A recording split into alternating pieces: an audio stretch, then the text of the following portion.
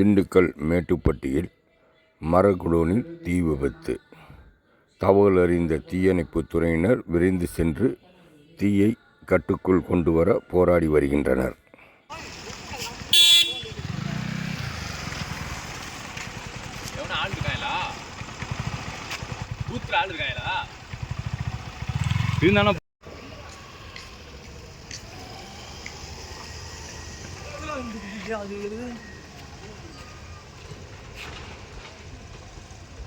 இங்க வந்து மேல வயர் ஃபுல்லு கறிடுச்சுடா.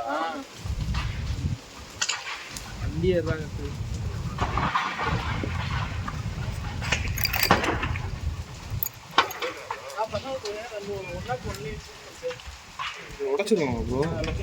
உடச்சு நம்ம போய் என்ன ப்ரோ எங்க உடச்சா ப்ரோ யானே எல்லாம்